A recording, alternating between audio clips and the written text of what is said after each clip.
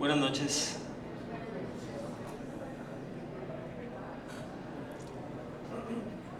Quiero empezar agradeciéndoles que nos acompañen en esta actividad. Se trata de una actividad organizada por un grupo de la Escuela de Filosofía de la Universidad de Costa Rica, el Grupo de Trabajo de Ética Aplicada. Este es un grupo compuesto por docentes y estudiantes. Voy a mencionar sus nombres: Gabriela Arguedas, Ana Lucía Fonseca, Viviana Guerrero, David Sánchez, Rolando Tellini, Marcela García y Sofía Durán. Este grupo de profesores, profesoras y estudiantes pretende promover la discusión ciudadana acerca de temas que sean del máximo interés para la sociedad costarricense. Y en ese marco es un grupo que está intentando contribuir al debate público de ciertos temas en un país en el que hay poco debate público. De manera que yo quisiera empezar la actividad agradeciéndole a este grupo y agradeciendo también al diputado Antonio Álvarez de Santi haber aceptado venir acá a presentar un proyecto de ley, a conversarlo y a debatirlo con nosotros, con nosotras.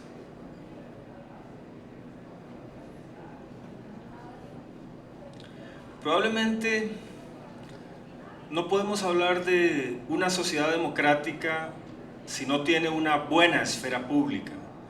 Una buena esfera pública en una sociedad democrática significa básicamente que podemos discutir y que podemos opinar y que podemos decidir acerca de lo que nos concierne como sociedad. Es decir, una sociedad democrática es aquella en la cual no solo unos cuantos deciden por todos los demás, sino que podemos razonar, exigir, discutir, debatir, y eso es lo que pretendemos hacer esta noche.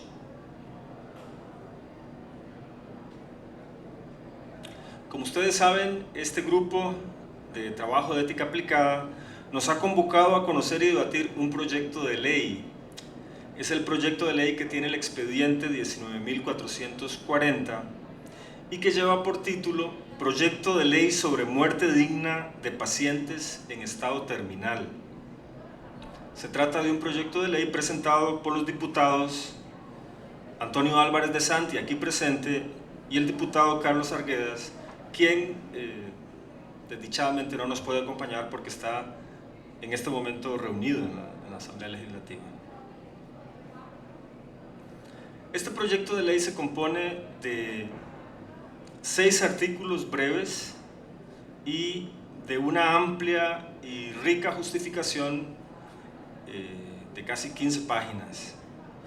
En esa justificación hay una estructura de argumentos que gira en torno a ciertos ejes, como el derecho a una muerte digna, como la vida concebida como un derecho y no como una obligación, y como la muerte digna como una parte del derecho a la salud.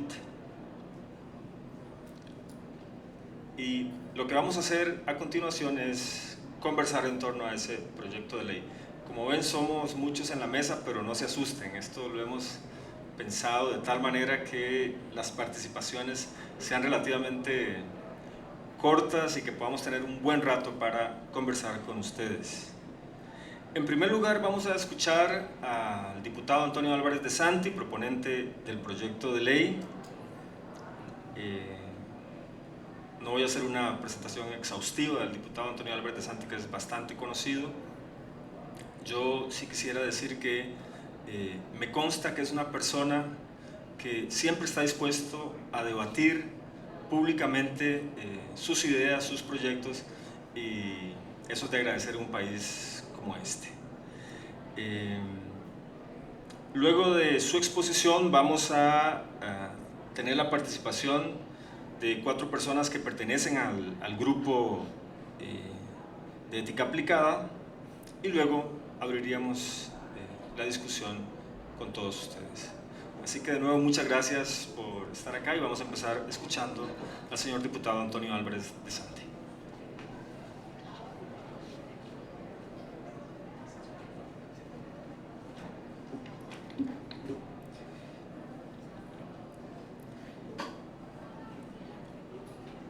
Muy buenas noches, muchas gracias por la invitación y por permitirme conversar con ustedes sobre un tema que sin lugar a dudas es importante y que merece una gran discusión.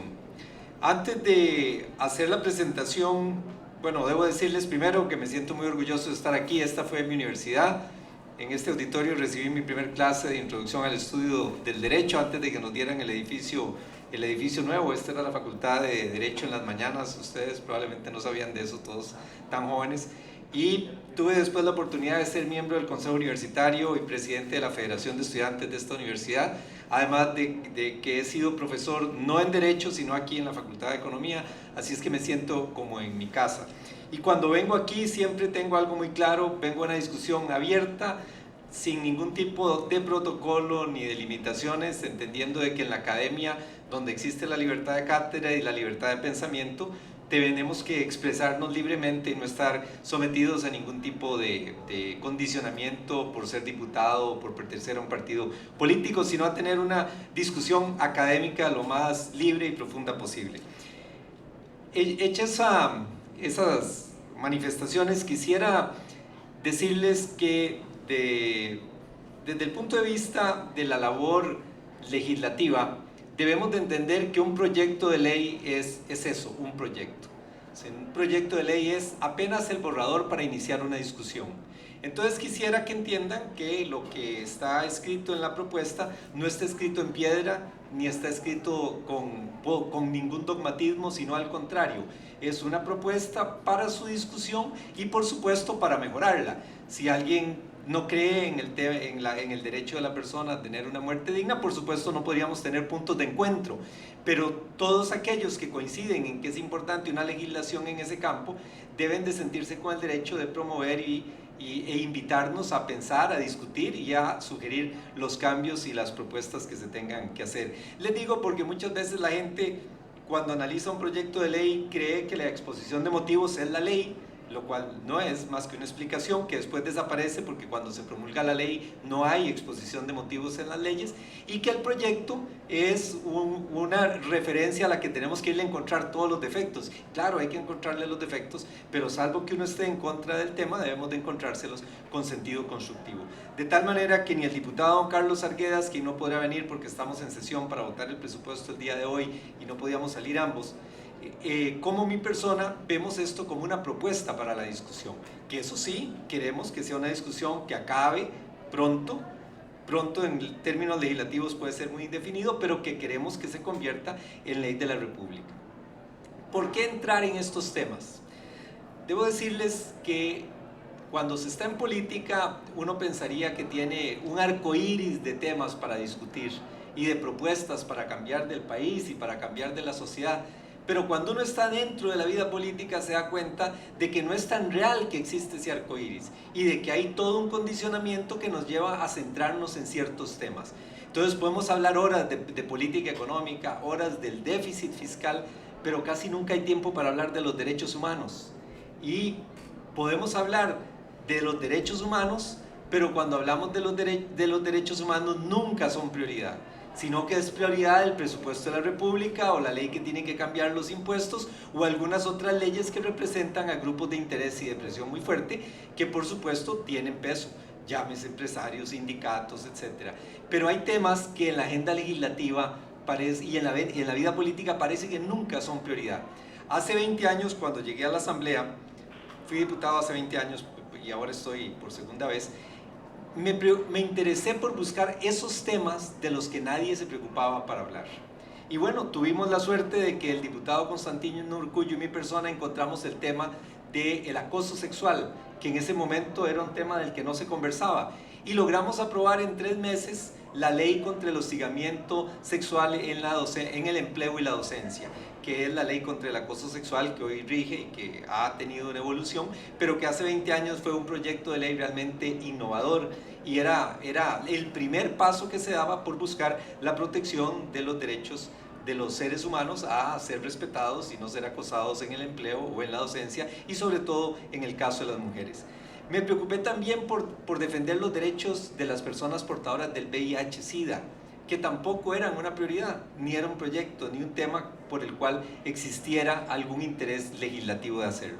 Ahora, 20 años después, coincidiendo con el diputado don Carlos Arguedas, que es un ex magistrado de la Sala Constitucional, que tiene una visión bastante amplia del mundo, nos propusimos buscar algunos temas en los que encontráramos que debíamos de reivindicar derechos en la sociedad costarricense. Y por supuesto la agenda incluyó varios temas dentro del campo de los derechos humanos. Uno de ellos es lo que nuestra lucha por los derechos, por legitimar y dar derechos a las parejas del mismo sexo, que otro día podríamos comentarlo, y que estamos ahí pegados en un proyecto de ley con 1000 mociones, en donde discutimos media hora todos los martes y no hemos podido avanzar. Sacamos 400 mociones y ya nos advirtieron que vienen 600 más, pero bueno, que es un tema precisamente en el que es urgente tomar decisiones en el país, y en donde he dicho ya en varias intervenciones legislativas, creo que las modificaciones van a llegar por la vía de los tribunales y no por la vía del primer poder de la República, que es la Asamblea Legislativa, y que parece que empieza a renunciar a su condición de ser el primer poder de la República. Bueno, otro tema en el que hemos puesto mucho énfasis también es el que tiene que ver con la fertilización in vitro, que a pesar de que existe una condena en el país, no se ha podido implementar la legislación necesaria para que se pueda cumplir en Costa Rica. Que, como comentario al margen, es una ley que prohíbe, es una condición que lo que prohíbe es la fertilización in vitro por razones económicas, porque las personas que tienen el dinero pueden ir a hacerlo a Panamá, a Miami o a Colombia, pero los que no tienen dinero no lo pueden hacer. Entonces estamos ante una discriminación odiosa que se basa exclusivamente en el tema económico. Pero la otra área en la que nos interesó, y ya aterrizo, discúlpenme esta introducción, fue el tema de que nosotros queremos defender que cada persona tenga el derecho de poder decidir, de acuerdo con la autonomía de su voluntad, el poder tener una muerte de lo que cada uno de nosotros llama digna. De que nosotros creemos que debe ser la persona, dentro de la autonomía de su voluntad, la que debe al final decidir en una condición terminal cómo quiere pasar los últimos días de su vida. Y que eso no puede ni debe ser una imposición por condicionamientos médicos, por carácter profesional o respondiendo a la investigación científica, o por condicionamientos médicos que respondan a una convicción religiosa. Y entonces, porque se responde o el médico pertenece a una corriente religiosa, que por supuesto respetaríamos, tiene el paciente que someterse a una cantidad de tratamientos o a una condición determinada. Y nosotros hemos querido en este proyecto reivindicar el derecho a la autonomía de la voluntad de la persona, y que sea la persona la que defina cómo quiere pasar sus últimos días. Y ahí entonces tuvimos una discusión de si íbamos a dar el paso a un proyecto más avanzado, como sería el proyecto de la eutanasia, en donde la persona pueda tomar la decisión de decir, bueno, yo por el contrario quiero terminar mi vida. Y consideramos que era un brinco muy fuerte y muy rápido dentro de una sociedad que no sé cómo la catalogan ustedes, pero permítanme decirle que desde la óptica de la Asamblea Legislativa la califico conservadora, y conservadora a ultranza. Puede ser que ustedes en una discusión aquí en la soda o en el aula digan, pero está equivocado, esta es una sociedad moderna, pero permítanme decirles que la sociedad que tenemos dentro de 4 paredes en la Asamblea Legislativa, que somos 57 hombres y mujeres, pero que estamos ahí no porque llegamos nosotros, sino porque la gente nos puso, es una sociedad altamente conservadora. Entonces nos pareció que dar ese salto a lo que era entrar a la discusión de la eutanasia era tal vez querer aprender a caminar antes de aprender a gatear. Y entonces nos pareció que era prudente iniciar con el tema de la muerte digna, definiendo esta, como les decía, como la autonomía de la voluntad. Yo tengo el derecho de decidir cómo quiero pasar los últimos días de mi vida si estoy en una enfermedad terminal, y nadie puede decidir por mí. Y si este es un derecho que yo tengo, entonces vamos a regular en la ley la posibilidad de que yo pueda ejercer ese derecho. Y como es un derecho que va a depender de mí, yo tendré la posibilidad de rechazar que se me someta a determinados tratamientos. Tengo el derecho a rechazar que se me conecte a determinadas máquinas, y puedo decir que no quiero estar dependiendo de un respirador artificial, y que lo que requiero es, por supuesto, los cuidados paliativos que se requieren, la sedación y el tratamiento para obtener una condición de muerte digna que me dé a mí la tranquilidad, el no tener el dolor durante los últimos días de mi vida. Y desde esa perspectiva entonces consideramos que era importante avanzar en varias cosas. Una, la posibilidad de definir lo que es el testamento vital, que los abogados cuando lo oyen dicen eso no es un testamento. Bueno, es que un testamento tiene otras características en derecho, pero no es que la palabra testamento se inventó solo para los abogados, pero que es el hecho de que yo pueda definir anticipadamente cómo quiero que se dé el comportamiento de parte de los médicos y de mi entorno familiar cuando yo llegue a estar en X, Y o Z situación, y que a la vez pueda existir ese registro de testamentos o de manifestaciones anticipadas en los expedientes médicos. Esperamos que la caja algún día tenga el expediente electrónico y que pueda constar ahí para que si a mí me van a llevar en una condición de emergencia, si entro a la sala de emergencias del hospital, no me hagan todas las conexiones a las máquinas de las cuales después no me puedan retirar, y que puedan revisar si yo he tenido alguna manifestación en donde he definido cómo quiero tener esa condición en mi estado terminal. Y entonces nos pareció que era prudente establecer la posibilidad de dar manifestaciones de voluntad anticipada, y por eso establecimos la figura del testamento vital.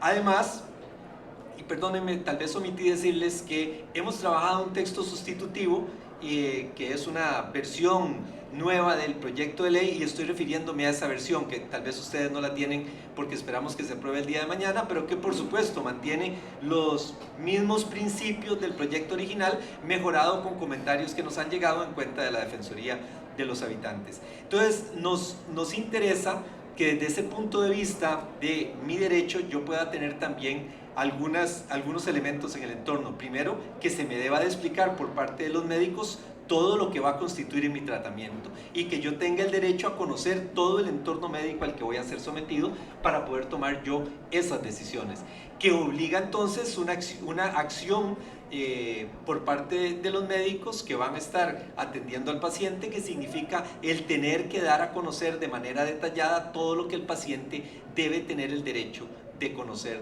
de manera anticipada a sus tratamientos.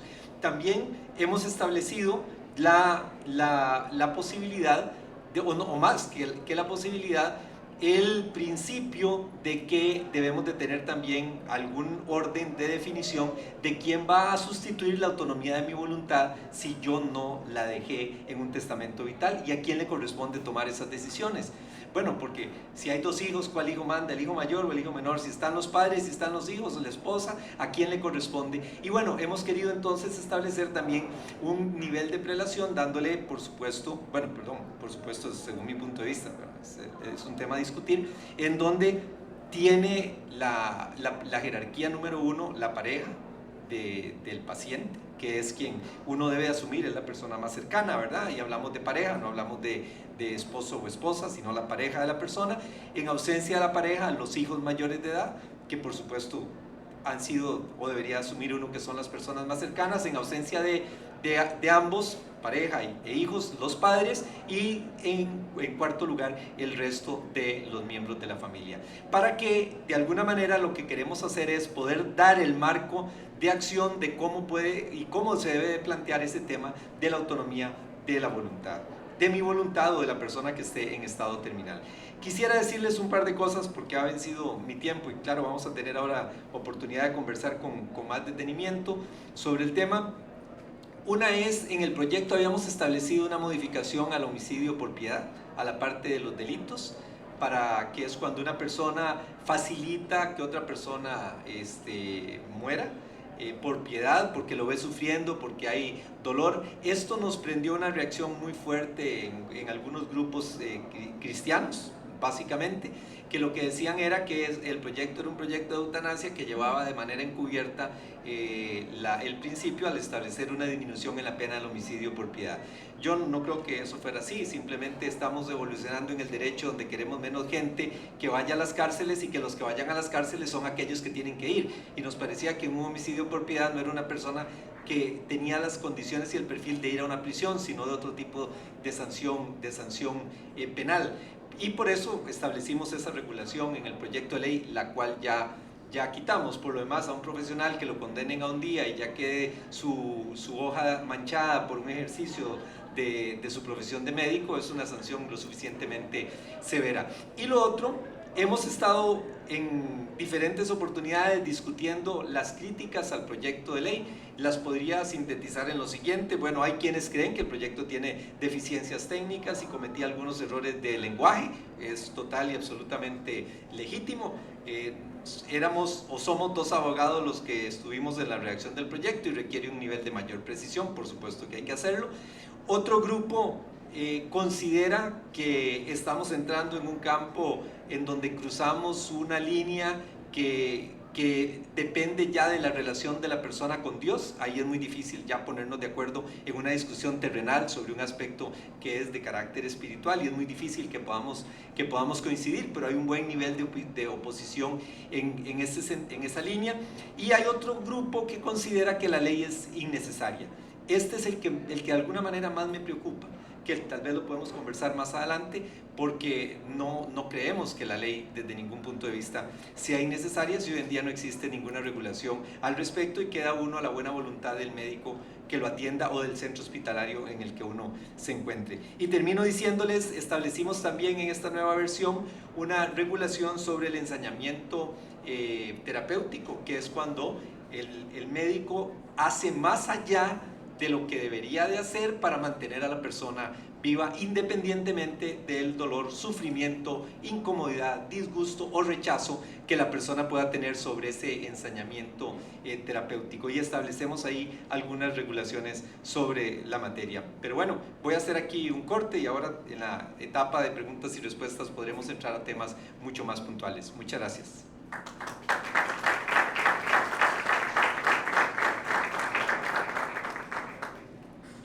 Muchas gracias, señor Álvarez de Santi. Vamos a tener ahora un segundo momento del debate y vamos a escuchar a dos profesoras y dos profesores del Grupo de Ética Aplicada. En primer lugar, Gabriela Arguedas, luego continuaremos con Viviana Guerrero, con David Sánchez y con Rolando Tellini.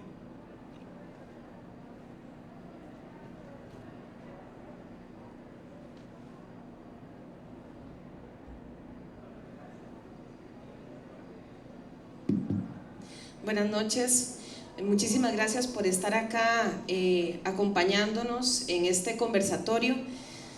Mi participación es general sobre la temática que nos convoca. No voy a entrar a mencionar detalles sobre el proyecto de ley, al final tal vez solo dos cosas generales, pero la idea es, digamos, ofrecer una reflexión en torno al tema de fondo, más que a lo específicamente regulatorio. La conversación que hoy nos convoca gira en torno a un tema que con frecuencia se evade, a pesar de que en algún lugar de nuestras psiques está presente y con una certeza que no es común para ningún otro aspecto de la vida cotidiana. La muerte es destino, y dicho de un modo aún más contundente, nuestra muerte es destino, no es una abstracción.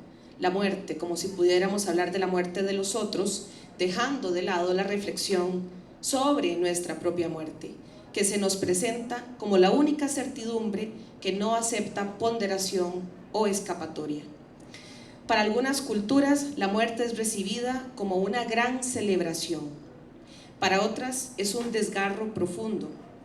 En todo caso, diferencias culturales aparte, algo tenemos en común, y valga decir que lo tenemos en común con otros animales, no es algo exclusivo de nuestra especie.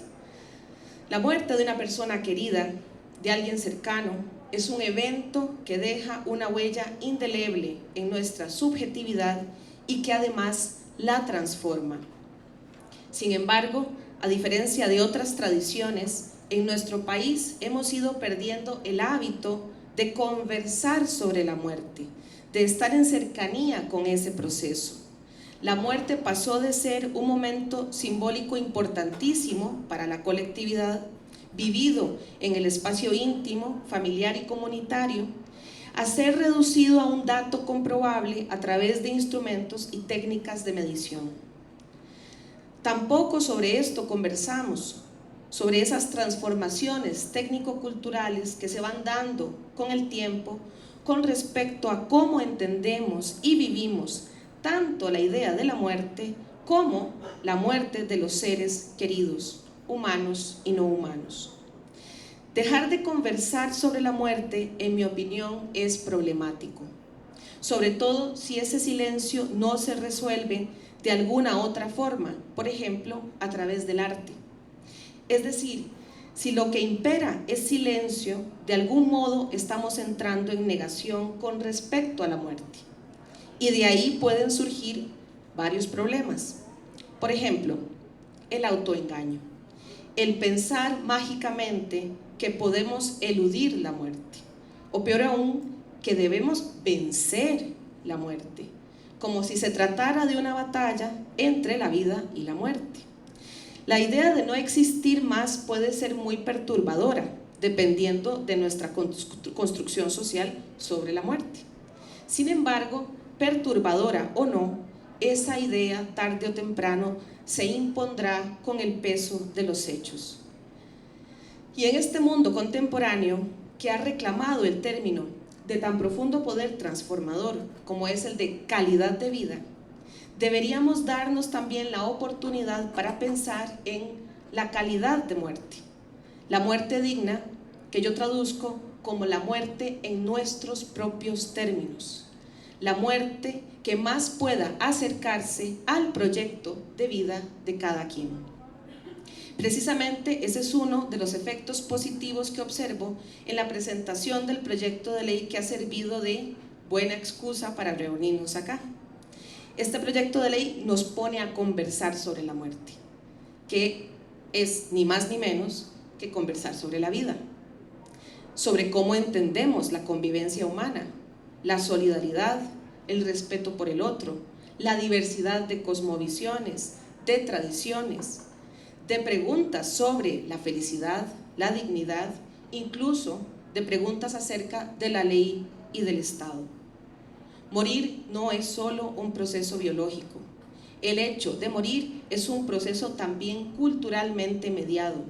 Por lo tanto, hablar de la muerte, debatir sobre lo que puede significar una expresión como buen morir, buena muerte o muerte digna, implica también debatir acerca de las condiciones de posibilidad para, uno, que tal debate pueda en efecto tener lugar, y dos, que una demanda social de buen morir o muerte digna pueda recibir una respuesta comunitaria y pública aceptable. Entra en la discusión entonces el papel de las ciencias de la salud, que no solo de la medicina. Si hablamos de las ciencias de la salud, hablamos de un mundo más amplio. ¿Cuál es el rol que socialmente se demanda de las profesiones en salud cuando se trata del proceso de morir? Hemos discutido, hemos reflexionado al respecto. El deber ser de las profesiones en salud dialoga con las transformaciones y demandas sociales que muchas veces son divergentes y contradictorias. ¿Cómo se resuelven esas incógnitas? Esto forma parte de la conversación que nos debemos, pero claro, primero necesitamos estar dispuestos a conversar, a ofrecer nuestras valoraciones, argumentos, preocupaciones y a escuchar las del otro.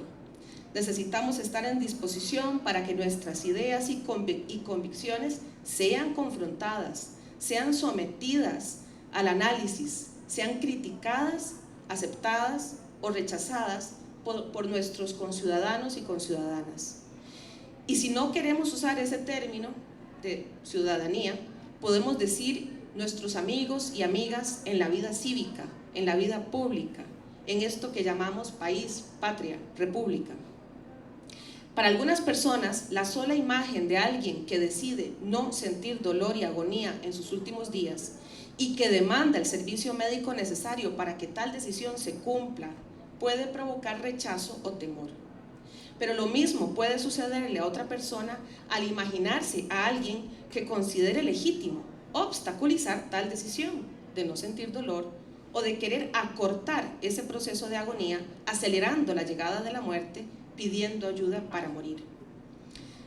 Para algunas personas, esas son materias de exclusivo designio divino.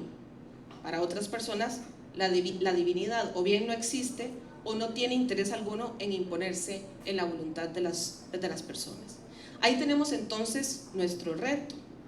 resolver en la diferencia lo que a todas luces es una de las fases más personales, más íntimas de un ser humano: cómo enfrentar los últimos días en este planeta. Recordemos que mantenerse con vida no es un deber, y que si asumimos que sostener la vida a toda costa debe ser la función principal de las profesiones en salud, estaremos justificando excesos crueles y absurdos como el ensañamiento terapéutico. Esto es válido en cualquier momento del ciclo de vida. Dicho de otro modo, no se mueren solo los viejitos. Esta situación también la enfrentan niños, niñas, adolescentes. Son casos muy dolorosos de ensañamiento terapéutico los que yo me he encontrado, por ejemplo, en el Hospital Nacional de Niños, cuando no se deja morir a una persona menor de edad, y cuando se aferra por dolor, por desesperación, una familia a mantener con vida a una persona menor de edad, y ese proceso de mantenerlo con vida le produce un enorme dolor, una enorme angustia. Hay que hablar también del apoyo solidario para enfrentar, aceptar, metabolizar la muerte. Puede que no deseemos que la muerte llegue. Puede que estemos pensando que solo quienes están en una fase muy avanzada de una enfermedad pueden desear que la muerte llegue. Puede que no sea así.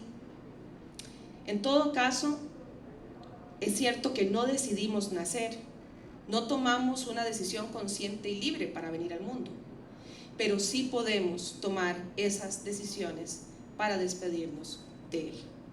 Gracias.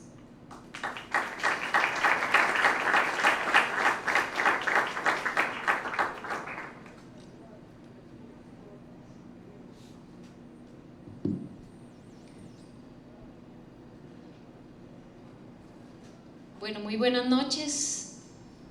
A continuación nos vamos a referir muy brevemente, para abrir el debate también, algunas consideraciones puntuales respecto del proyecto, concretamente. Y a la conversación con que inició la profesora Gabriela, yo querría agregar que no solo se trata de la muerte, sino también de la agonía, y que por eso esta discusión es un tema que nos compete a todos y todas, porque de alguna manera todos hemos estado en relación con la agonía. Y que una de las cosas más interesantes que arroja este proyecto es justamente la manera en la que la medicina y en general todas las áreas de las ciencias de la salud han trabajado con nuestros derechos. En el sentido de que la medicina y su ética normalmente ha estado en relación con la visión del paternalismo, es decir, una visión vertical donde los médicos y las médicas toman decisiones en torno a nuestra salud, a nuestra vida y a nuestra agonía en este caso. Pero que además de eso, en este contexto en el que estamos debatiendo en este momento, se agrega el paternalismo jurídico, que es donde el Estado toma decisiones en torno a nuestra vida. Entonces tenemos aquí dos formas de verticalidad que se expresan, una es la del paternalismo médico y la otra es la del paternalismo jurídico. Lo que estoy queriendo decir con esto es que las posibilidades de decisión se reducen para el sujeto, y eso evidentemente es una gran discusión de tipo ética, pero principalmente diría yo de tipo política, sobre si somos dueños de nuestras vidas, de nuestros cuerpos, y creo que todavía más si esos cuerpos son de las mujeres. En ese sentido, quisiera nada más referirme a un punto específico del proyecto de ley, que quisiera preguntarle a don Antonio incluso cómo quedó eso en el proyecto nuevo, porque en el que nosotros conocimos había una reducción de la pena del Código Penal en su artículo 115 y 116 sobre los médicos que toman la decisión, haciendo uso también de su voluntad y rompiendo con el paternalismo médico y jurídico, de ayudar a las personas en su agonía, incluso a transitar hacia una muerte más cálida. Es decir, el proyecto de ley sugería reducir la pena hasta tal punto de que la pena en realidad no existiese, ¿verdad?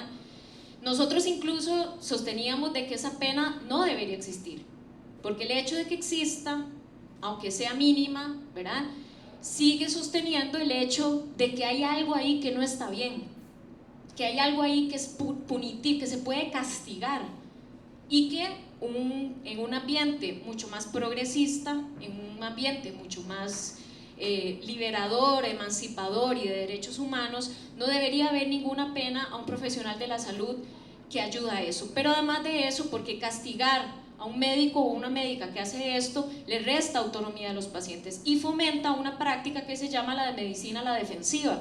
Es decir, que los médicos y las médicas actúan todo el tiempo con miedo de no saber qué les va a pasar en lo jurídico, ¿verdad? Y que entonces eliminar por completo cualquier pena podría incluso ayudar a que esto se eliminara y que los médicos y médicas pudieran actuar según su voluntad, incluso sus creencias religiosas, porque no es que se va a obligar a un médico siempre a hacerlo, ¿verdad? Eso sería totalmente violatorio también de los derechos de credo. Pero entonces, nosotros sosteníamos en el grupo que era muy importante mantener el artículo 5 del proyecto de ley de muerte digna, que decía que había que disminuir las penas hasta tal punto de que estas no fueran, que no tuvieran la pena de cárcel, pero que evidentemente, y yo creo que don Antonio lo dijo muy bien ahora, estamos en un ambiente conservador, bastante diría yo, que hace que este artículo entre en discusión. Por lo que nos parece un asunto de mucha gravedad que ese tema de las penas no se toque, porque lo que quiere decir es que sigue siendo castigado el hecho de que tomemos una acción médica en apoyo a la muerte digna. Queremos entonces también arrojarlo a la discusión para que pudiéramos debatir un poco sobre esto, porque evidentemente surgieron muchas críticas de parte de sectores, incluso de partidos políticos religiosos, en torno al tema de la pena.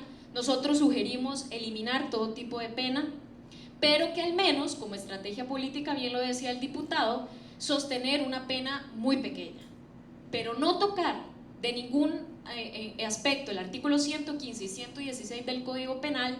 Deja medias tintas este proyecto de ley. Muchas gracias.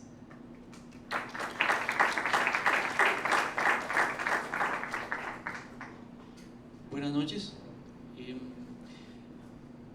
Es interesante ver detrás de un proyecto de ley como este, no solamente lo que pone sobre la mesa para discutir, sino también todas las discusiones de fondo que nos estamos dando a propósito de esto. Muy difícil es, como decía el señor diputado, que podamos ponernos de acuerdo desde un proyecto de ley, especialmente cuando hay un montón de discusiones que no damos fuera de la Asamblea Legislativa, y de eso también tenemos en algún sentido responsabilidad aquí en la academia, que no estamos situando este tipo de discusiones, me parece, adecuadamente. Me voy a referir puntualmente a un artículo y a un inciso del proyecto de ley al cual habíamos tenido acceso, para preguntarle a don Antonio Álvarez algo puntual y situar esto en relación con estas discusiones que son importantes. Les leo el artículo primero, que dice lo siguiente: tienen derecho a una atención y muerte dignas y sin dolor las personas con enfermedades en fase terminal o con enfermedades crónicas, degenerativas e irreversibles de alto impacto en la calidad de vida o con pronóstico de vida menor de 6 meses. Después, en el inciso B del artículo segundo, habla de que el derecho a la atención y muerte dignas comprende también el derecho de los pacientes o de sus familiares cercanos, en caso de imposibilidad de los primeros a desistir de manera voluntaria de tratamientos o utilización de máquinas o medios artificiales cuyo objeto sea prolongar la vida innecesariamente y tenga un impacto negativo grave en la calidad de vida del paciente en estado terminal. Primero, creo que tenemos el problema de que empezar por definir dignidad en un entorno como este es sumamente difícil, ¿ya? El proyecto de ley es muy difícil que lo pueda definir de una manera que sea satisfactoria, ¿ya? Pero también el problema es que tampoco discutimos de eso fuera del ámbito de la ley. ¿Qué estamos entendiendo por dignidad? ¿Cómo podemos acotarla y cómo podemos definirla? Luego, las preguntas puntuales son a propósito de el periodo de 6 meses a partir del cual se está definiendo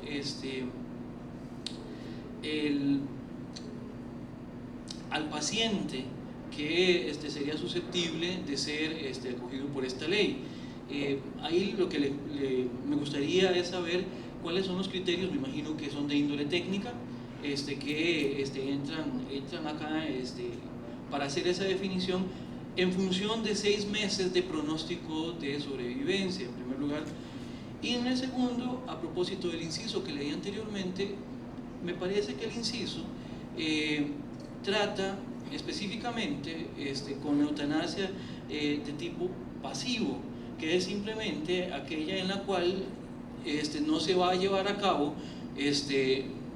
una acción que prolongue la vida. La pregunta es también si en algún momento se discutió incluirla y después prefirieron dejarla por fuera, la eutanasia también pasiva, que sería en algún sentido también apoyar en que el proceso de muerte sobrevenga de manera más rápida que lo que ocurriría en caso contrario. Esas serían mis preguntas para el señor diputado, y les agradezco a todos la presencia y al señor diputado también su atención.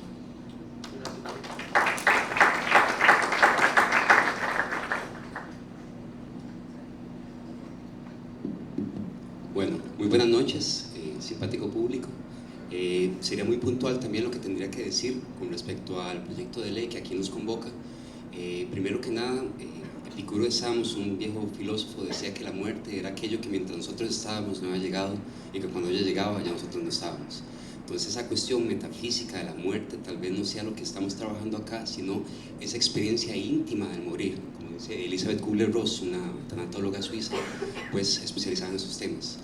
Lo que quisiera puntualizar fue una reunión que tuvimos hace unas semanas con el doctor Cotó, un especialista, un médico especialista en temas de bioética. Perfecto. ¿Mejor? Sí, mejor. Entonces el doctor Cotó nos decía que es más importante en algunos temas lo que no se dice que lo que se dice, lo que no está escrito que lo que está escrito. En derecho tiene este principio de todo lo que uno diga puede ser usado en su contra, en psicología lo que usted no diga también. Entonces, en ese sentido, lo que quisiera apuntar es que implícitamente detrás de este proyecto lo que tenemos es un marco de referencia de derechos humanos que es una religión. Eso está del todo punto errado, pues esto es algo que han señalado varios juristas en el país, que no podemos tener un estado confesional que tenga como pautas de derechos humanos una religión de hace miles de años, en la época en donde no existían derechos humanos, pues. Entonces, muchas de las cuestiones que acá se están discutiendo realmente vienen a ser prejuicios religiosos, como muy bien lo señaló el diputado, que era de estar pensando en cómo poder progresar de estos hacia un Estado cada vez más laico, si pudiéramos. Muchísimas gracias.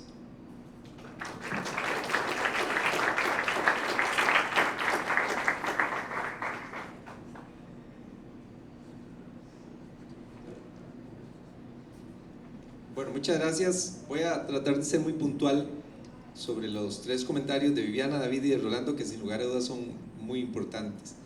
Y preguntas específicas. La presentación de Gabriela, de carácter general, por supuesto, muy rica en todos sus conceptos. Sobre el homicidio por piedad, aquí lo que tenemos que ver es lo que dice actualmente la ley penal en esa norma a la que señala Viviana. La norma dice lo siguiente: se impondrá prisión de tantos meses a tanto al que, movido por un sentimiento de piedad, matare a un enfermo grave o incurable. Entonces, si nosotros eliminamos la pena o despenalizamos esta conducta, significaría que una persona movida por un sentimiento de piedad podría matar a otro, lo cual sería tal vez la vía menos correcta de establecer la eutanasia, que deberíamos de establecerla, si se va a establecer, de manera positiva o de manera afirmativa y no negativa, diciendo: se autoriza que una persona que se encuentre en una condición terminal, grave o incurable pueda solicitar que se termine con su vida mediante los mecanismos que la ciencia diga, pero no porque despenalicemos la prohibición actual. Entonces, a como está redactado el artículo del 116, no existiría posibilidad de dejarlo sin pena, porque no puede haber una conducta en el Código Penal que no esté castigada, porque si no, no sería conducta reprimida, ¿verdad? Entonces, desde ese punto de vista, si la discusión no sería si bajarla a cero la pena o no, sino si entramos a autorizar la eutanasia de manera activa. Esa sería la discusión. Igual ocurre con el tema del suicidio, pero no lo explico para ganar tiempo, porque es lo mismo, ayudar a que la persona o instigarla a que la persona se suicide. Ahora bien, no veo que tengamos opción de dar ese paso en estos momentos en la Asamblea Legislativa. La política sí es una ciencia de realidades. Si uno puede soñar con el mejor proyecto de ley que nunca va a llegar a convertirse en ley. Entonces nosotros tenemos que acostumbrarnos a soñar con el proyecto más cercano al mejor que se pueda convertir en ley.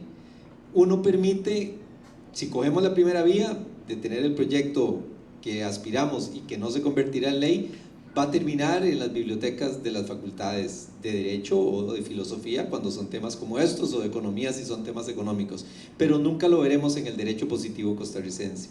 Entonces eso significa que tenemos que adaptar nuestra voluntad a lo que pueda ser realmente viable. O sea, es una lucha entre lo deseable y lo posible.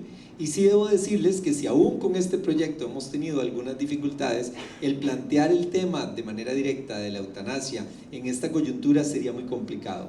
Pero además, y perdónenme si me permite extenderme en algo que es importante que ustedes tengan presente, y ustedes lo deben manejar mejor que yo porque es un tema de ciencias sociales, ¿verdad?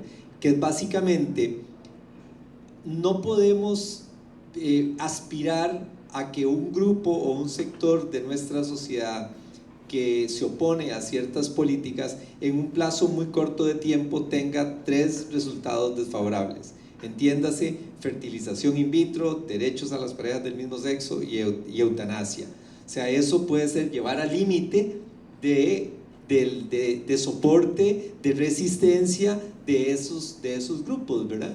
Porque son realmente 3 temas que constituyen la columna vertebral de un grupo que por razones religiosas los defiende, y ganarles en los 3 temas en un plazo muy corto puede significar al final que tengamos resultados totalmente diferentes. Y en este momento tenemos 2 temas abiertos muy gruesos y ya más avanzados: el tema de la fertilización in vitro, que es el que está más avanzado gracias a una sentencia de la Corte Interamericana de Derechos Humanos, y que ustedes saben que no hemos podido pasar más allá de algunas negociaciones. Se puede convertir en ley de la República en pocas semanas, pero dando concesiones. O sea, hemos tenido que dar concesiones tan altas como para establecer que la fecundación in vitro sea solo para parejas heterosexuales, o para mujeres que tienen una pareja heterosexual. Entonces vean lo que estamos nosotros teniendo que ceder, que es para nosotros una limitación al derecho humano de la mujer de ser madre, y que no tiene que ir a buscarse un tipo y decir que ese tipo está con ella para que puedan entonces hacerle un tratamiento de fertilización in vitro. Pero si esa concesión no la damos, dejemos de lado lo que pueda pasar con la Corte Interamericana en la última gestión que se hizo, que podría la Corte decir que el decreto que emitió el gobierno es válido y que con eso se reguló y la ley no será necesaria. Perdonen que corra tanto porque sí me preocupa el tiempo. Sí.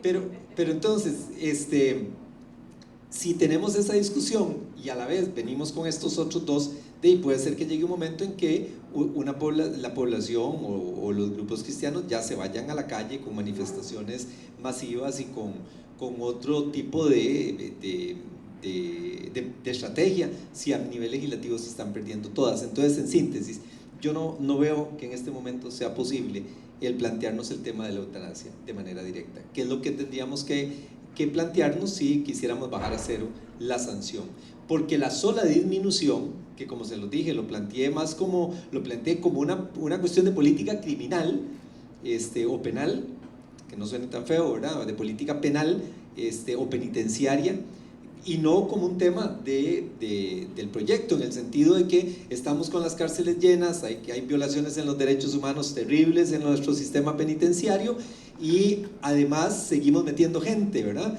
Entonces tenemos que ver cuáles son las conductas que no ameritan terminar en una cárcel y que podrían tener una pena sustitutiva, una pena diferente, trabajo comunal, etcétera, entre otros, ¿verdad?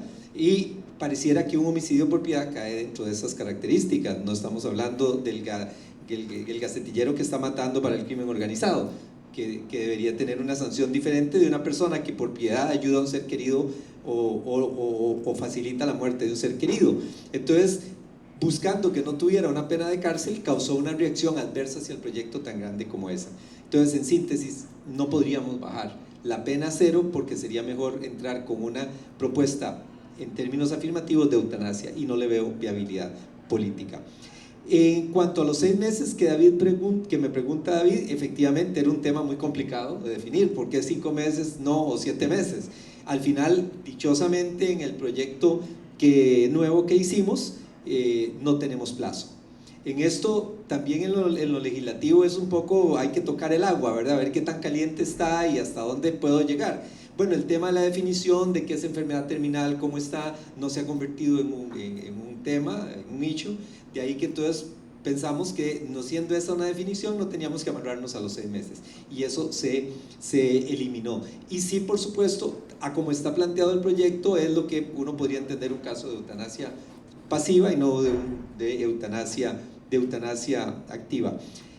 Rolando hace una pregunta que es para toda una discusión de otro día, ¿verdad? El tema del Estado laico, por supuesto, ¿verdad? Y de cuál debe ser el límite de la religión y la política, y cuál debe ser el límite de nuestra convicción religiosa y nuestro rol con Dios frente a nuestro rol como diputados. Debo decirles que yo soy católico, 12 años en el Colegio Calasanz, criado por curas escolapios, de quienes aprendí mucho y de quienes me siento muy orgulloso y por quienes siento un gran cariño, y por la formación de José de Calasanz. Sin embargo, debo decirles que José de Calasanz fue expulsado de la iglesia porque defendió a Galileo, y entonces lo expulsaron. Después, años después, un cura empezó a estudiar su vida, le pareció que había sido una verdadera injusticia, que no merecía que se le hubiera expulsado por haber defendido a su amigo Galileo. Hoy nadie discute la realidad de lo que Galileo decía, y ese cura llegó a ser papa y lo hizo santo. Es una historia de siglos contada en 30 segundos, pero bueno, tengo esa formación católica. Pero lo que les quiero decir es que debemos de separar nuestra visión religiosa de las cosas de nuestra visión como legisladores, pero eso no es lo que pasa. Tan no es así que hay partidos que se definen como partidos cristianos, y su definición electoral, su oferta electoral es esa: respondemos a un pensamiento, al pensamiento cristiano, y queremos ser los diputados o diputadas cristianas en la Asamblea Legislativa. Entonces, eso por supuesto hace que el peso de los temas religiosos sea muchísimo mayor de una discusión de Estado laico o no Estado laico. La realidad es que está ahí presente, y si ustedes revisan las actas de la Asamblea Legislativa se darán cuenta que sus manifestaciones responden a una visión religiosa de la vida, y la implementan en el quehacer diario, independientemente que en su comportamiento personal después nos lleguemos a dar cuenta que las reglas no se aplican. Pero bueno, cuando están en la Asamblea Legislativa lo que pesa es su voto y no su comportamiento. Muchas gracias.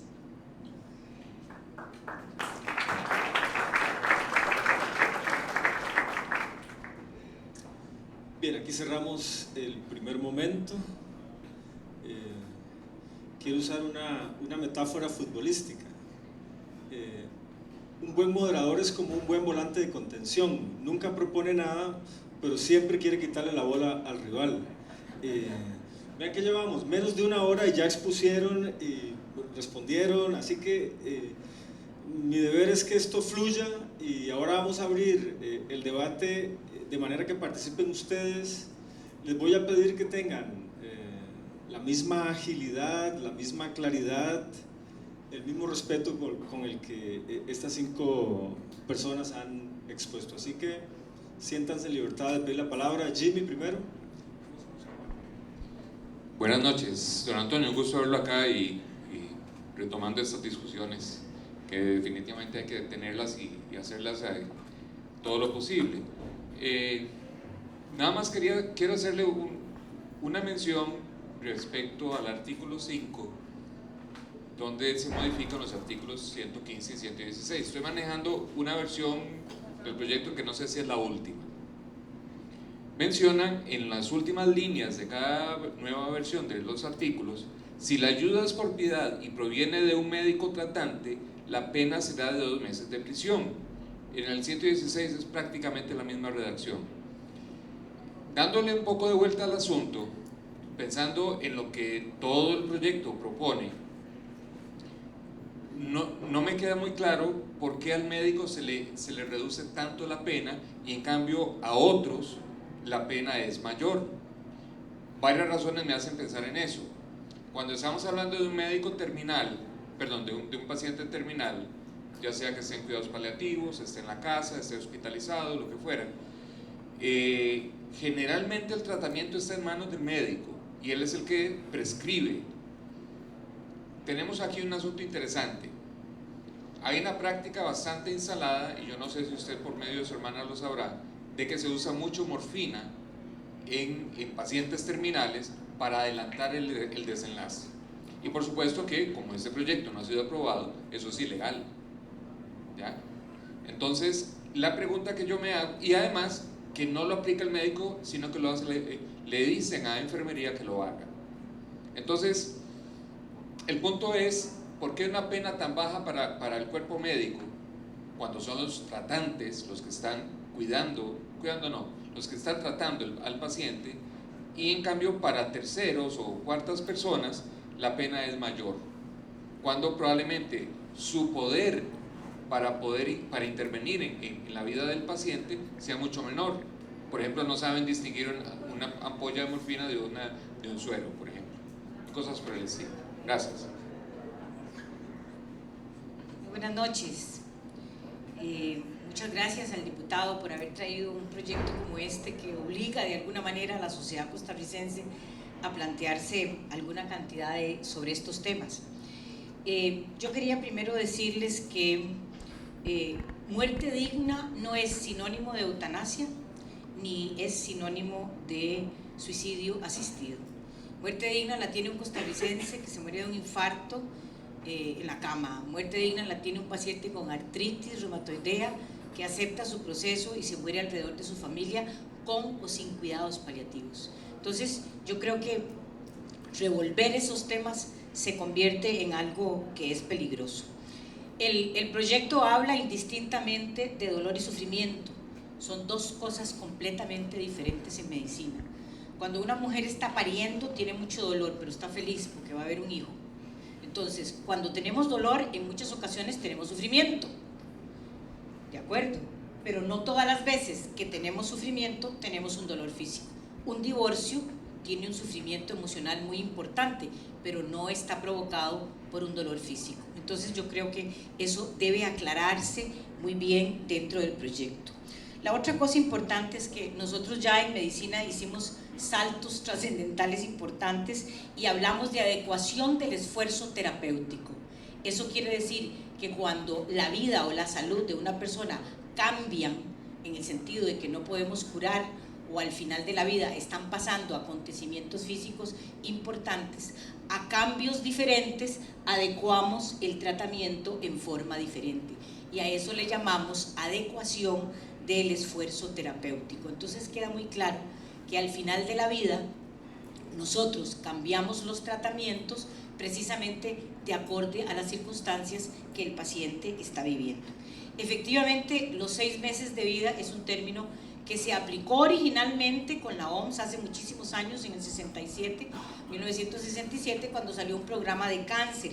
Sin embargo, ya nosotros no trabajamos en cuidados paliativos con 6 meses y me parece importante que eso se haya quitado. La otra cosa que yo les sugiero respetuosamente es que no hablemos de pacientes terminales.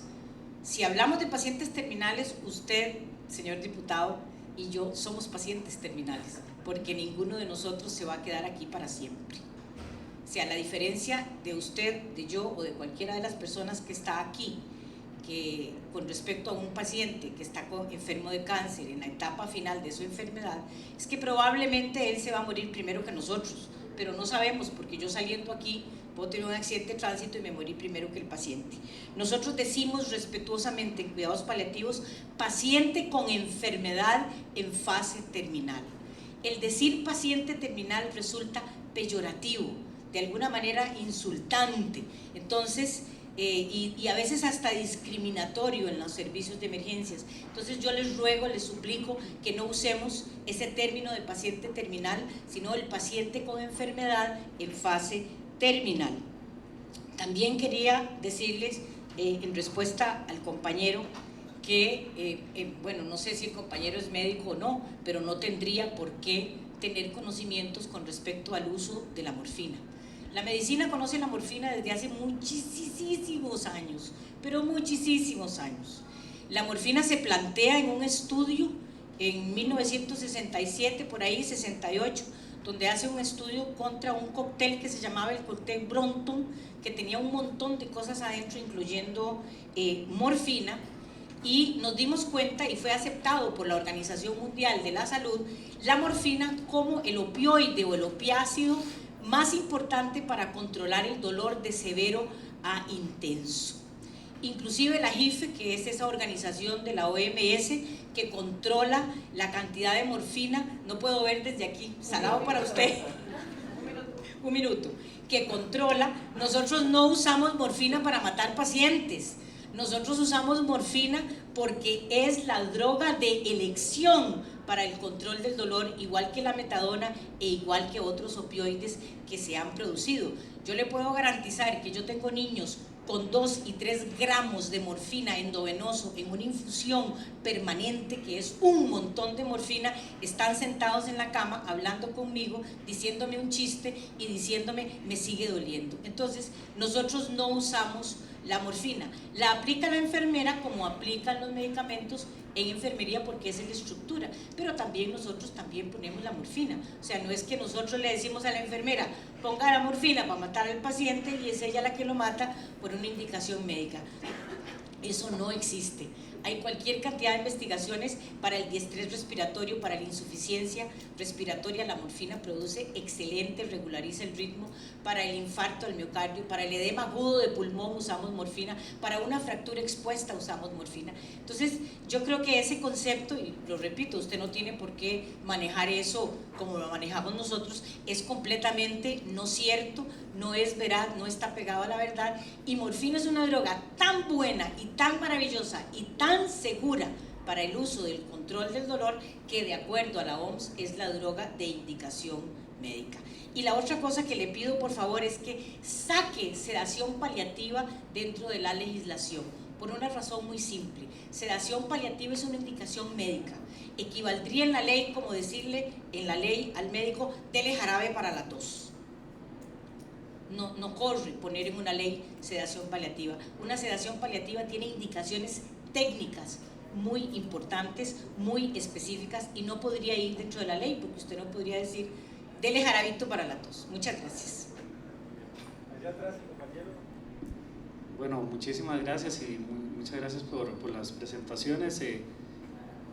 Complementando un poco la gran exposición que dio aquí la compañera, de lo cual estoy totalmente de acuerdo. Otro aspecto de la sedación paliativa es que también mezcla un poco lo que ya es la eutanasia, si hay que ponerle sonda o no, si el paciente no puede comer por sí mismo, si eso es eutanasia o no, entonces como que enreda mucho todavía más el panorama. Y como mencionan, la sedación paliativa es una indicación, es un procedimiento médico como cualquier otro, y podría entonces no ponerse en la ley para justamente evitar esas confusiones que eventualmente se puedan llegar a dar. Otro punto que a mí me interesa tocar, además de todo lo que ya tocaron, es en el artículo 2, en lo que es la parte del inciso G, donde es la parte de las decisiones. En la práctica usual, no necesariamente, eso es lo que normalmente lo que las familias al final y el paciente decide realizar, que si es el paciente primero que toma las decisiones, y si el paciente no puede tomar, si va a ser la pareja o si van a ser los hijos. A veces la pareja no es la persona indicada, a veces los hijos tampoco. Entonces me parece que el poner el orden al que hay que seguir como que restringe un poco la posibilidad y la diferente, digamos, y la diversidad de opciones que al final ese caso en particular puede tener. ¿Verdad? Ya si nos regimos que tiene que ser la pareja, entonces ya hay como que ya nos restringe sobre otras opciones. Puede ser que la pareja no quiera a la persona y que sea el hijo menor el que sí lo quiera más. Entonces hay como que eso como que restringe un poco el accionar que uno podría tener. Si bien Me parece un punto estratégico el sacar el tema de la eutanasia, suicidio asistido de la ley. Sí, definitivamente durante la justificación, si bien incluso se menciona que la eutanasia no es parte de la ley, sí como que está muy implícito ahí, y eso sí hay que tener bastante cuidado. Yo sí creo en lo personal que es necesaria una legislación de muerte digna. Si no existe, es necesario que exista, que la intención está bastante bien, pero sí, y si uno lee los artículos, pues está bien que estén escritos de esa forma. Básicamente esos eran los comentarios que tenía que hacer. Gracias, buenas noches. Lo mío va a ser muy puntual. Mi comentario es desde el mundo del derecho. A hoy ya la gente que está a favor y en contra está usando el discurso de los derechos humanos tanto para apoyar el proyecto como para oponerse a él. A la fecha, hasta hace muy poco no habían criterios de grandes instancias internacionales, ya la tenemos y es un poco lo que quiero que sea mi aporte. Este año, en palabras del propio Tribunal Europeo de Derechos Humanos, se emitió la primera sentencia en materia de estos temas. No voy a hacer porque es una sentencia en inglés, entonces tendría que hacer traducciones. Es el caso Lambert versus Francia. La Corte Europea ya nos está dando una serie de conceptos, si bien es cierto no es vinculante para Costa Rica, pero es muy posible que el caso Lambert versus Francia sea la orientadora de lo que va a ser la jurisprudencia de la Corte Interamericana de Derechos Humanos en esta materia, y una vez que llegue a la Corte Interamericana de Derechos Humanos la vamos a tener ahí sí en nuestros tribunales constitucionales de Colombia, de Costa Rica, de México. Y finalmente, en un caso tan necesario, en una legislación tan necesaria como esta, Costa Rica podría valorar retomar lo que alguna vez hizo, y es utilizar esa herramienta procesal en Corte Interamericana de consultar proyectos de ley. De hecho, nosotros como país fuimos el primer país que en algún momento le consultamos un proyecto de ley a la Corte Interamericana, y es una alternativa que, teniendo en el horizonte lo que ya el Tribunal Europeo de Derechos Humanos dijo en el caso Lambert, en una línea muy parecida a lo que ya estaba regulado en el proyecto de ley, sin conocer, como dice don Antonio, la nueva versión, podría ser una alternativa interesante. Eso sería todo. Buenas noches. Muchas gracias. Muy bien, cerramos esta primera ronda de preguntas y comentarios. Ahora ustedes pueden responder lo que crean conveniente y abrimos luego otra ronda.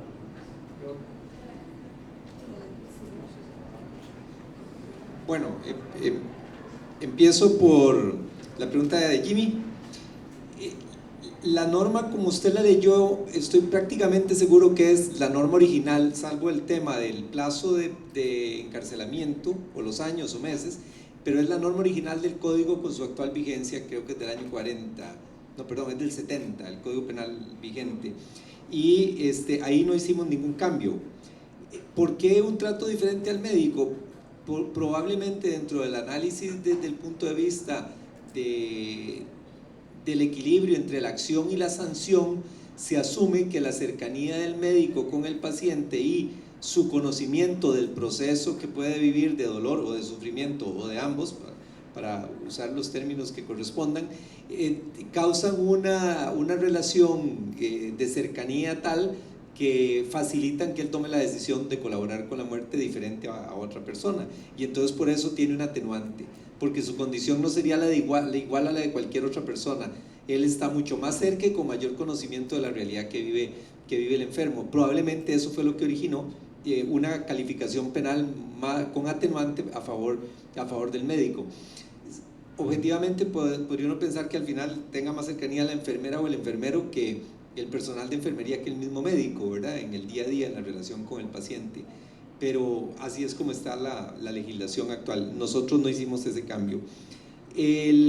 Las recomendaciones de doña Lisbeth, todas por supuesto muy bien fundadas. Aquí tome nota para buscar los cambios, tener el vocabulario adecuado como corresponde para el proyecto de ley, y para respetar también los temas tanto de lo que corresponde al médico como lo que señala el compañero de atrás en cuanto a lo que es la sedación, que no es algo que se debe definir por ley, sino ya dentro de lo que está establecido dentro de los protocolos médicos de sedación paliativa, y que no deberíamos nosotros de meternos ahí. Ahora bien, la pregunta que hace el compañero de atrás de cómo establecer el orden de prelación, ese es un tema muy difícil de poder hacerlo, porque pensar en abstracto frente al día a día. Uno puede pensar en el hogar, en nuestro propio hogar. Bueno, ¿quién sería la persona más cercana para papá? ¿Mamá o nosotros los hijos? ¿Quién sería la persona más cercana para mí? ¿Mi esposa o mis hijos? ¿Verdad?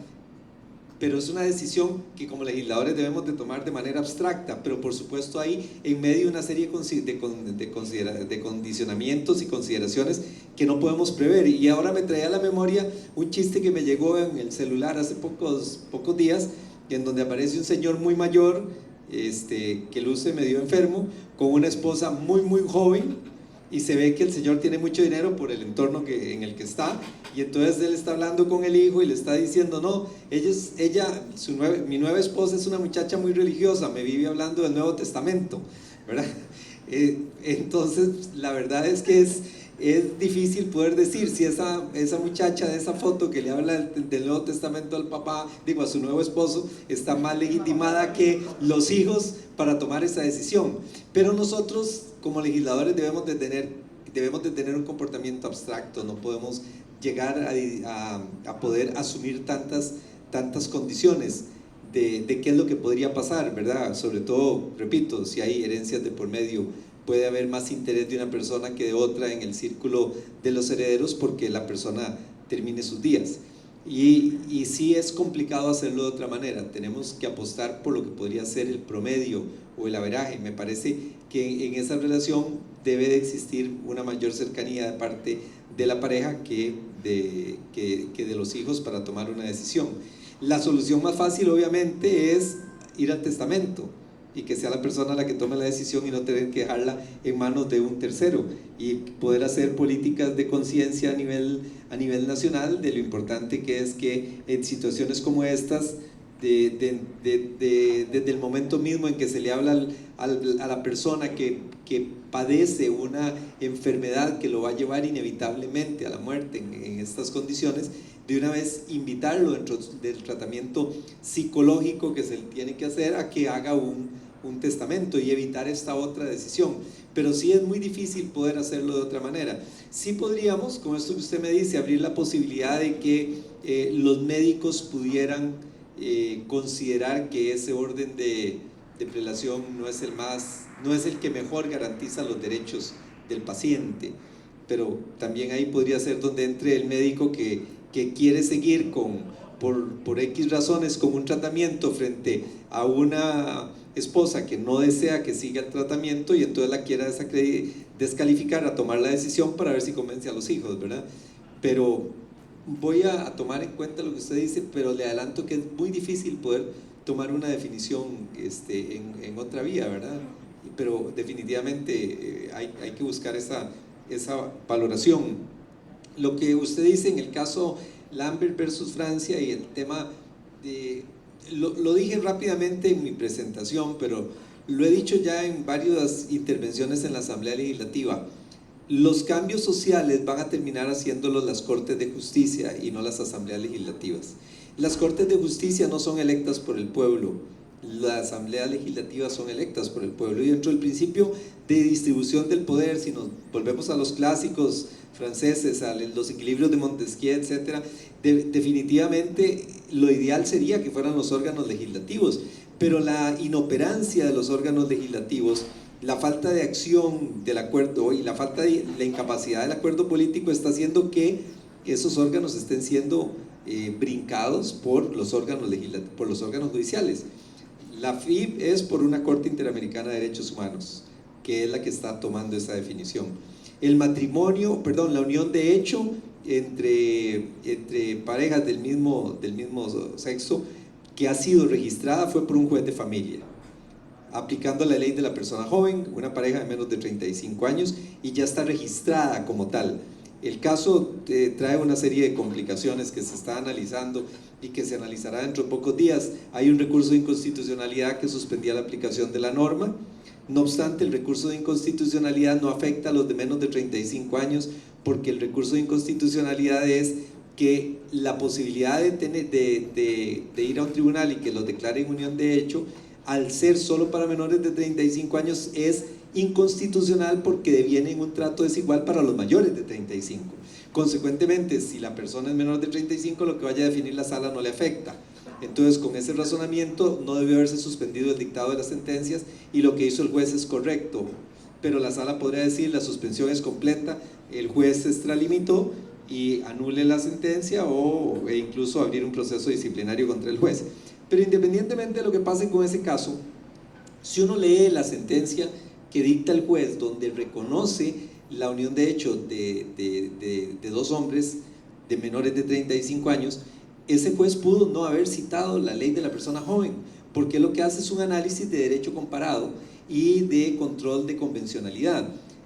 Que, perdonen que me ponga ahora muy jurídico, la pirámide de Kelsen de las normas, probablemente ustedes la estudiaron en algún tema de filosofía. El orden de la estructura de las normas: está la constitución política, después están los convenios, después están las leyes y están los decretos. Este proceso ha sido hoy en día muy desarrollado por las cortes constitucionales, en donde se le ha dado mucha fuerza a la parte de los convenios. Entonces, los principios de derechos humanos lo que han venido a establecer es que lo resuelto en los convenios y los derechos que los convenios dan deben de pasar directamente a la ley positiva, sin necesidad incluso de una reforma legal, y que debe ser aplicada como tal, porque siendo materia de derechos humanos no debería de atrasarse su incorporación en el ordenamiento jurídico. Entonces, lo que el juez hace al analizar el tema de la unión de esta pareja de hombres es decir: hay un control de convencionalidad que yo debo hacer. ¿Qué significa? Que yo debo de ver cómo están las regulaciones en los convenios, y cuando regulo eso me doy cuenta que todas esas parejas del mismo sexo tienen derechos y que deben ser reconocidos, y con el principio del control de convencionalidad yo les doy el derecho de que se puedan unir sin necesidad de la ley de la persona joven. Entonces, pase lo que pase con esta sentencia, tarde o temprano van a venir estos reconocimientos. Y en este caso además hay un hecho adicional. La Procuraduría General de la República fue citada como parte, y la Procuraduría dijo: no, yo no tengo por qué intervenir en un proceso judicial donde van dos personas a pedir que les declaren la unión de hecho, a mí no me corresponde. Al salirse la Procuraduría no hay quien apele, solo las dos personas que están envueltas en el tema. Entonces el juez la declara y no hay forma de apelarla, entonces surte efectos jurídicos de inmediato, tiene el carácter de una sentencia con cosa juzgada material al no ser revisada por ninguna parte y transcurrir el plazo de impugnación de la sentencia. Entonces, con esto lo que les quiero decir es que lo que usted dice es real. Estas decisiones de las Cortes de Justicia supranacionales van a llegar a permear el derecho costarricense, y al final los cambios llegarán más rápido por esa vía que por la vía de la reforma legal. Y probablemente Lambert versus Francia pasará dentro de poco a ser Álvarez versus Colombia o Castro versus Argentina, y después llegará a Costa Rica. Pero me ha vencido el tiempo. Muchas gracias. Quiero aprovechar este espacio para reaccionar frente a algunas cosas que se han dicho, y tanto de este lado de la barrera como de aquel lado de la barrera, y que me parece importante mencionar. Lo primero es que esta discusión, junto con otras discusiones, por ejemplo, despenalización del aborto o fecundación in vitro, etcétera, ponen de manifiesto que, además de la discusión sobre la necesidad de un Estado laico, de secularizar el espacio público, también hace falta, estamos dando la discusión, aunque no de manera expresa, acerca de secularizar el espacio hospitalario. Es decir, hay un tema ahí un poco disimulado acerca de con cuál moralidad o de con cuáles criterios éticos se toman decisiones dentro del espacio hospitalario. Bueno, y esa es una debilidad que hay en la discusión sobre la ética médica, que hay que confrontar, que hay que discutir, ¿no? Con cuáles estándares se están tomando decisiones. Y tan cierto es lo que les estoy comentando, que en un mismo hospital se pueden tomar decisiones con diferentes estándares éticos dependiendo del turno. En el primer turno se toman decisiones de una forma, en el segundo turno se toman decisiones de otra forma, y en el tercer turno se toman decisiones de otra forma diferente. Y esto puede generar incomodidad en los operadores sanitarios, puede generar incomodidad, yo sé que sí, pero es una realidad que hay que discutir y que en la medida en que no aceptemos que eso es cierto y que tenemos que resolverlo, en esa medida también vamos a estarle generando daño a las personas usuarias de los servicios de salud. El segundo punto es que, y esto es una discusión, una conversación que habíamos tenido yo creo que en Amelia Rueda hace mucho tiempo, y yo dije que yo veía en este proyecto de ley cosas que eran innecesarias de colocar en un proyecto de ley, porque ya de alguna manera estaban en el ordenamiento jurídico. Cambié de opinión después por una sencilla razón. Si bien hay cosas acá establecidas, por ejemplo, sobre el consentimiento informado, sobre cómo se debe respetar el principio de autonomía de un paciente, si bien eso ya está dicho, es cierto que no tenemos claridad sobre cómo se está operacionalizando, sobre cómo se está aplicando, y hay serios vacíos en la aplicación de esos instrumentos que protegen a fin de cuentas el sujeto moral, ¿sí?, que es el paciente. Entonces me parece bien que los discutamos en el marco de una ley, porque si lo que hace falta es tener una ley que deje en claro que la autonomía de un paciente es algo inviolable, pues entonces si hace falta tendremos que hacerlo así, porque si no lo hemos logrado proteger de otra manera significa que, que como sociedad no lo hemos logrado y tenemos que resolverlo. Otro punto, y es que esto me parece importante ya que hay un texto sustitutivo, un proyecto de ley acerca de la muerte digna debería ser como una ley marco, que defina sobre todo el fondo de la cuestión, los derechos que se van a proteger en esa ley, y que pueda dejar algunas cosas técnicas para el reglamento de la ley, que además probablemente van a cambiar más rápidamente en virtud de que la tecnología cambie, ¿verdad? Entonces que esas cosas se pueden dejar para nivel reglamentario y que el centro, lo medular, esté en la ley marco, que finalmente es volver a poner el tema de la autonomía sobre la palestra, ¿no? Definir cómo quiero morir, y que eso no sea materia que tenga que pasar por la discusión de alguien más, que yo como sujeto decida los términos de mi muerte. Y finalmente, esto es nada más un dato curioso, el suicidio está finalmente despenalizado en este país, ¿verdad? Es un absurdo, pero tuvimos que pasar por la despenalización del suicidio. Entonces, si el suicidio está despenalizado, ¿por qué estaría penalizado ayudarle a alguien a suicidarse, que quiere suicidarse y que tal vez no lo puede hacer porque tiene limitantes, pongamos, de tipo mecánico, ¿sí? No puede mover parte del cuerpo, ¿sí? Ahí está una película muy famosa sobre un caso muy famoso en España. Esa persona se quiere suicidar, pero resulta que no puede cometer el suicidio por sus propios medios, entonces alguien le tendría que ayudar. Si el suicidio no es un delito, ¿por qué es un delito ayudarle a alguien a suicidarse si ese es su deseo? De nuevo tiene que ver con el principio de autonomía, y de nuevo tiene que ver con la necesidad de secularizar el espacio público. Genera mucha incomodidad moral hablar del suicidio, porque sigue emergiendo la noción de que hay alguien más en algún lugar que es dueño de nuestra vida y de nuestro cuerpo. Eso es lo que quería aportar. Sí, yo nada más quería también puntualizar una cosa, y es a propósito de las definiciones y los términos que aparecen en la ley. Evidencian precisamente la necesidad de participación de un montón de discusiones también que tienen que ir llevándose en paralelo. Para muestra los términos que mencionó ahora la doctora a propósito de dolor o sufrimiento. Aquí tenemos palabras como dignidad, calidad de vida, que no tenemos, o sea, solo con evocar la palabra, solo con decir la palabra dignidad, es falso pretender que todos vamos a estar entendiendo lo mismo y que vamos a interpretar que eso se va a ejecutar de la misma manera.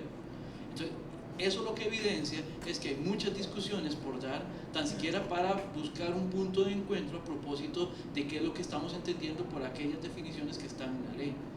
Ahora, estas discusiones, insisto, está muy bien que estamos abriendo un espacio acá en la academia para discutir esto.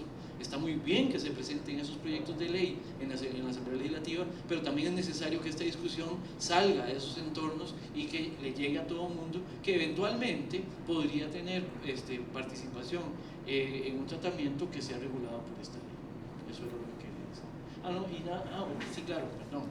Y con respecto a lo del inciso G, el doctor Cotó nos contaba de que, al menos su postura es en Chile, ¿quién tiene derecho de decidir por un paciente que no puede decidir por sí mismo? Él incluso mencionaba la figura del conviviente, una persona que viva con el paciente o que sea muy cercana al paciente. por supuesto que una figura como el conviviente también nos deja abiertas muchas posibilidades que de nuevo evidencian la necesidad de una puesta de acuerdo a propósito de los elementos que están en la ley. Gracias. No, muy breve y en ese mismo sentido. Yo creo que las aportaciones de tipo técnico médico y técnico jurídico son muy importantes para que un proyecto de ley sea claro y conciso, pero yo no quiero que perdamos de vista que reducir el debate a un asunto técnico médico y técnico jurídico sigue siendo paternalismo, porque este no es solamente un problema jurídico y técnico, es un tema político, es un tema social. Y entonces, en ese sentido, yo incluso agregaría ni siquiera hablar de paciente con enfermedad en estado terminal, sino sujeto de derechos, porque de alguna manera todas esas recomendaciones que le están haciendo al diputado me parecen valiosísimas, pero no perdamos de vista que este es un debate que incluso toca lo religioso, que incluso toca lo moral, y que en ese sentido tenemos que trascender de la técnica médica y jurídica para poder hablar, incluso ojalá incorporar este tipo de espacios a las personas que están en esa condición. Gracias.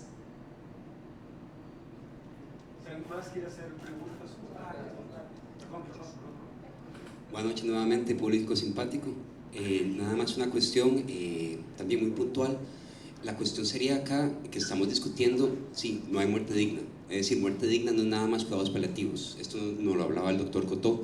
Muerte digna es también abrir un poco el espectro, el concepto, para la posibilidad de poder morir en casa, acompañado de seres queridos, para poder hacer una despedida, si tiene un sistema espiritual que pueda también acompañar el sistema espiritual. Es decir, es mucho más amplio, pero ya vimos que por cuestiones políticas, religiosas, esta cuestión se tiene que estar limitando de alguna manera. Finalmente, nada más un señalamiento de lo que hace este tipo de hipocresía religiosa en el país. Es decir, porque esté penalizado el aborto, no es que no se den abortos y no es que se ponga en peligro el cuerpo de la mujer por abortos que se hacen en precarias condiciones. Y también, solamente un señalamiento, no solamente tengo formación en filosofía, sino también en psicología. Y hace años, en varios cursos, nos señalaban varias psicólogas y psicólogos que en este país, si se practica lo que es sedación con morfina, y entonces lo que ponen en el acta es paro cardiorrespiratorio.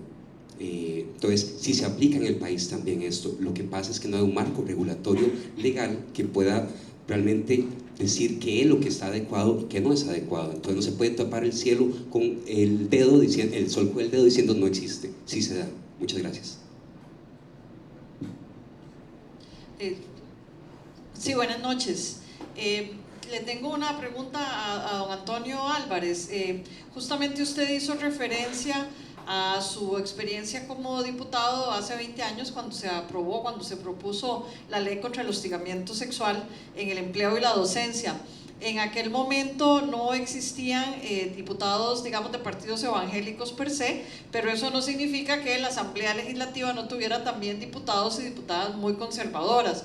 En realidad me produjo curiosidad saber y quería saber cuál es su valoración política y análisis de si realmente cambiaron las condiciones en el sentido de que digamos, esos diputados conservadores de hace 20 años, ¿qué tipo de oposición hacían en comparación con la oposición, digamos, que hacen ahora los diputados de grupos evangélicos? Porque yo recuerdo que con la ley del hostigamiento también hubo una gran discusión, ¿verdad? En el sentido de que, como siempre, que las mujeres se iban a aprovechar, que iban a acusar a los hombres, ¿verdad?, de hostigamiento cuando se querían sacar clavos, etcétera, etcétera. Es decir, ninguno de estos proyectos ha pasado sin que no haya habido, digamos, una gran discusión. Pero yo quisiera un poco su valoración de cuál es la diferencia que hace usted con la presencia ahora de diputados de denominaciones cristianas, digamos, específicamente en la Asamblea Legislativa. Gracias. Bueno, muy buenas noches. Primeramente quería aclarar que la medicina se ejerce bajo los principios de beneficencia, no maleficencia, justicia y autonomía. Por lo tanto, considero que, respetando el principio de autonomía, es el mismo paciente quien debe elegir si cae en una condición donde su autonomía sea comprometida. Es el mismo paciente que debe elegir bajo voluntades anticipadas quién es el representante legal y quién es el representante sobre las posibles conductas médicas a tomar después de que el paciente pierda la autonomía, y no una ley como tal. Acotando al principio de autonomía bajo el que se rige la medicina, no se ven en las salas de quimioterapia pacientes sujetados a las sillas, ni tampoco se de casos donde haya habido pacientes que renuncien a tratamientos citotóxicos y se les haya ido a buscar con la fuerza pública, como sí se puede hacer en el caso de la tuberculosis, que es un problema de salud pública. Segundo, quisiera aclarar que hay que tener conceptos claros sobre lo que es la eutanasia pasiva, la eutanasia activa o suicidio asistido, y qué es sedación paliativa. Y acotando lo que dijo la doctora Quesada, la sedación paliativa es un acto médico, por lo cual no debe ser regido bajo ninguna ley. Seguido a esto, en sedación paliativa no se usa la morfina como sedante. Así lo establecen los estudios científicos y así está establecido en las guías internacionales. Porque los opioides, antes de generar una reacción de sedación, para alcanzar a una persona bajo sedación con opioides, llámese morfina o llámese algún otro, prevalecen los efectos adversos antes que la sedación. Entonces decir que la morfina se usa en sedación paliativa es un error. De la mano de esto quisiera acotar que la opiofobia inició con los soldados de la Segunda Guerra Mundial, que hacían uso o más bien abuso de la morfina y caían muertos porque no la usaban con dosis adecuadas. Muchas gracias.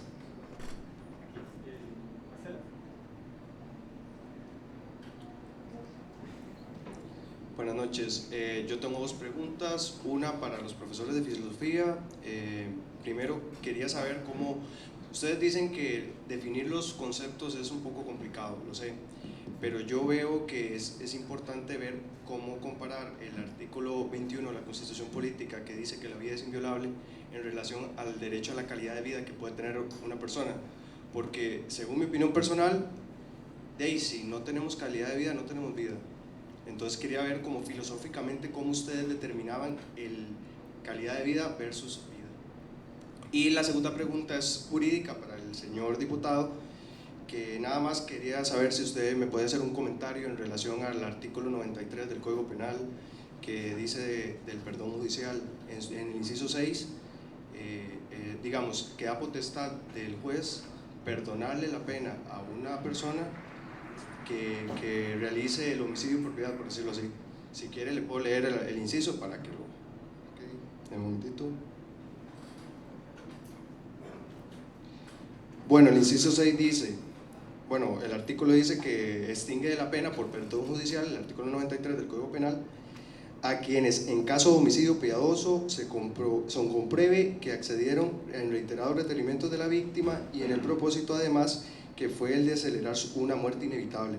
O sea, se exime de la pena a la persona que realice el homicidio por piedad mediante un perdón judicial. Nada más quería saber su comentario en relación a eso.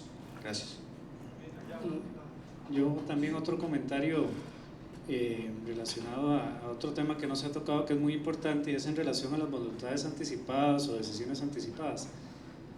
Es sabido que es difícil, y han mencionado al doctor Cotó, que yo creo que también él habló en el San Juan de Dios y habló también de este tema, sobre el hecho de que lo que yo decida en este momento no va a ser lo mismo que yo voy a decidir después. Y eso es muy importante, porque yo puedo decir ahora, bueno, si yo tengo un cáncer, yo no quiero que me hagan esto, esto y lo otro, pero ahorita yo no tengo el cáncer. Cuando yo ya tenga el cáncer, ¿qué voy a decidir en ese momento? Y ahí llegamos a un juego sin fin de tener que estar haciendo decisiones anticipadas constantemente. Y ahí es donde uno se da cuenta que en la mayoría de los lugares lo importante de las decisiones anticipadas o las voluntades anticipadas no es tanto ayuda a que uno hable sobre el tema de que uno se va a morir y cómo se quiere morir y con quién quiere acompañar y quién quiere que tome las decisiones, pero ya poner eso como que ya sea una obligación de eventualmente cumplirlas sin saber si en ese momento que el paciente está en esa situación va a decidir lo mismo, y ahí se pone un poquito digamos, digamos sí se debería discutir. De hecho, la mayoría de los países en el mundo no tienen, salvo ciertos países, las decisiones anticipadas no son, digamos, son aproximaciones, pero no son, digamos, algo que haya que cumplir. O sea, no existe el testamento vital en la mayoría de los países donde se ha hablado de ese tema, excepto en España y otros. Entonces yo quería que tocaran un poquito ese tema. Y lo otro es que si respetamos la autonomía del paciente, yo creo que todos estamos de acuerdo acá, en lo que estamos de acuerdo, aunque lo decimos de formas diferentes, es que la autonomía del paciente es lo más importante, y tanto desde el punto de vista médico, que es de donde yo vengo, como de cualquier otra de las ramas de las diferentes ciencias, hemos dicho lo mismo. La autonomía es lo que se le tiene que respetar al paciente, y entre más usted converse con su paciente y más sepamos hacia lo que quiere ir, si nos ayudamos del instrumento de que nos diga, bueno, estas son las voluntades, no nada así oficial, pero esto es lo que yo quiero hacer, yo quiero que la que tome decisión sea ella, o sea usted, el doctor, o sea quien sea, vamos a llegar a un buen término y a cumplir con lo que la ley quiere que se cumpla, que es justamente que el paciente decida cómo quiere morir y de qué forma quiere morir, porque para él, por su autonomía, él mismo va a decidir hacia dónde quiere ir. Básicamente eso es lo que quería comentar. Bueno, la pregunta sobre de la ley de hostigamiento sexual en su momento y ahora, ¿qué ha pasado? En esa época les comenté que le habíamos presentado 2 diputados, Constantino Urcullo y mi persona. Constantino, como es lógico, le dicen Tino, ¿verdad? Como diminutivo. Entonces lo que decían es que Tino y Toño quieren acabar con los piropos. Y esa cultura tan linda del costarricense, ¿verdad? Tan tica de decirle a la mujer esas cosas tan bellas, lo que quieren es acabarla, ¿verdad? Y es una ley que va a silenciar y cambiar la idiosincrasia costarricense. Habían otros que decían que, y básicamente recuerdo una diputada que decía que había que establecer ese principio del acoso, pero que había que reconocer que más de una vez la mujer era la que provocaba con las vestimentas que usaba, ¿verdad? Y entonces, bueno, ahí salía otro prejuicio, ¿verdad? Que siempre victimizar a la víctima, responsabilizar a la víctima de sus comportamientos. Lo que pasa es que en este caso también, desde el punto de vista de lo que es políticamente correcto, era muy difícil oponerse a una legislación de esta naturaleza, ¿verdad? Decir abiertamente, yo tengo el derecho de acosar a una persona, ¿verdad? Aprovecharme que yo soy el jefe y que ella necesita el trabajo y entonces tiene que aceptar mis constantes invitaciones a salir de ahí. No era políticamente correcto hacerlo. Ahí el tipo de oposición que se busca es diferente, ¿verdad? Es como atrasar la ley, como buscar que se pongan cosas que la hagan inaplicable, como por ejemplo el que tenga que haber una prueba directa. Bueno, entonces ahí no habría nunca condenas de violación, nadie viola en público. El famoso violador de la universidad no lo hacía aquí en la plazoleta o en la entrada a la soda, lo hacía ahí en los parqueos, bajo la oscuridad, donde las cámaras de televisión no captan, etc. Y sin embargo hay condenas, aunque no haya una prueba directa. Digamos que esa fue la oposición. Recuerdo que el día que aprobamos la ley contra la violencia doméstica, yo presidía la asamblea y había un diputado que estaba atrasando la votación, y entonces yo lo llamé a la mesa de la presidencia y le pedí que por qué no me ayudaba para salir de ese proyecto, que había otro y después de ese el que seguía era un proyecto en el que él tenía mucho interés. Entonces me dijo, bueno, por ayudarlo a usted voy a dejar de obstaculizar la aprobación del proyecto. Entonces yo le digo, bueno, muchas gracias, aunque todavía Nuria no me agrede, Nuria es mi esposa, Nuria no me agrede, no necesito la ley, pero le agradezco que lo haga por mí en buena hora, que permita que por una razón personal podamos votar la ley, ¿verdad? Pero era precisamente una persona que consideraba que la violencia, el agredir a la mujer de alguna manera había sido una norma de conducta que vio desde su niñez, ¿verdad? Y que no le era extraña. Entonces era un tipo de prejuicios diferentes con los que estábamos tratando, pero aislados. Tal vez, Montserrat, eso es lo más importante, eran como manifestaciones aisladas. No se armó un sindicato de piroperos, ¿verdad? Para venir a oponerse a la ley. Eso era de una manera muy aislada. Hoy en día el tema de las posiciones de los diputados cristianos es articulado. Sí es completamente articulado, tienen un discurso, no tienen dificultades para hacerlo público, ¿verdad? Y tienen un eco muy importante afuera. De decirles, si ustedes algún día ven mi Facebook, en las manifestaciones que he hecho sobre el tema de fertilización in vitro, las cosas que me han dicho, ¿verdad? O sea, de asesino o asesino es la más noble, ¿verdad? La más sutil. El nivel de agresión y el nivel de intolerancia que manejan es muy grande, y eso alimenta cuando en la gradería empiezan a aplaudir, de ahí se crece el jugador, ¿verdad? No quisiera dejar una imagen equivocada de los diputados cristianos. Estamos hablando de un tema ideológico en su función. Como seres humanos, como diputados serios, estudiosos, son muy buenos como compañeros, y en el 99% de los proyectos que no tienen una connotación religiosa son personas con las que se puede trabajar y son muy profundos en su análisis, a diferencia de muchos otros. Pero ahora la realidad es que sí hay una articulación, y esa articulación camina con estrategias propias, y es mucho más difícil poder pasar o ignorar o bien disimular o disminuir el peso que tienen. Sobre lo que comentaba una de las compañeras atrás, de lo de las enfermedades como la tuberculosis, etcétera, sí hay que entender que aquí estamos hablando de la autonomía de la voluntad, pero es la autonomía privada de la voluntad, y ante la autonomía privada de la voluntad prevalece la voluntad colectiva o la protección a la colectividad. Entonces, si yo tengo una enfermedad infectocontagiosa, ya no es decisión mía qué es lo que se va a hacer conmigo, porque ya tiene una incidencia sobre la sociedad, y por supuesto ahí entonces entran las reglas de salud pública que van a obligar a que yo tenga que someterme a un tratamiento determinado, aislamiento, cuarentena, vacunación, etcétera, y ahí no hay discusión porque prevalece el interés público sobre el interés privado. La pregunta sobre el perdón judicial, sí, esto es un tema interesante, porque el derecho ha venido evolucionando, como en todo, por supuesto, y hoy en día no solo se habla del perdón judicial, sino también de la pena natural. ¿Qué es la pena natural? El ladrón, la persona que se mete a asaltar una casa, cuando está dentro de la casa, se despierta el dueño de la casa, le dispara y la persona queda parapléjica. Entonces los jueces pueden tomar la decisión de decir, ya que hay una pena natural, o sea, quedar en condición de parapléjico es un castigo más que suficiente, y yo no tengo por qué mandarlo a la cárcel.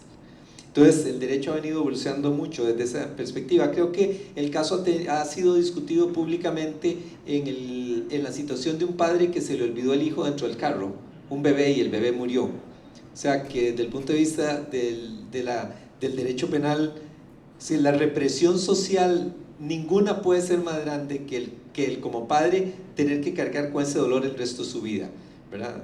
Que ir a una cárcel un número de años, eso nada con su dolor interno. Bueno, ahí se ha discutido si en Costa Rica aplica el tema de la pena natural.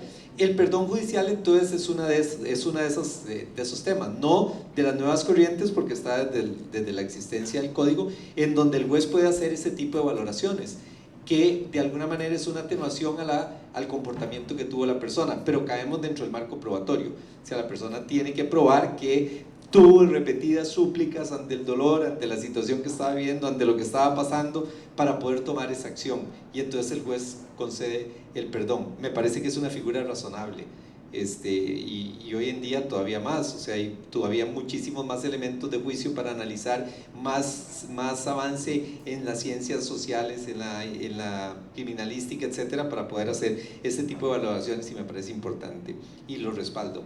Y la última pregunta o comentario del compañero atrás sobre el testamento vital. Hay que reconocer un tema que es importante: el testamento tiene un formalismo. La retractación o revocatoria de ese testamento no tiene ninguno. Para que el testamento valga, tiene que hacerse ante un notario, tienen que haber testigos. Pero si estoy yo en la sala de emergencias del hospital, ahí no necesito que haya notario y testigos. Tomo mi decisión de que, olvídese, me equivoqué cuando dije que no me entubara, entúbeme y sálveme, ¿verdad? Es mi decisión y mi decisión prevalece sobre las formas. Y entonces sí tiene que ser muy sencillo el proceso de retractación o de revocatoria del testamento vital.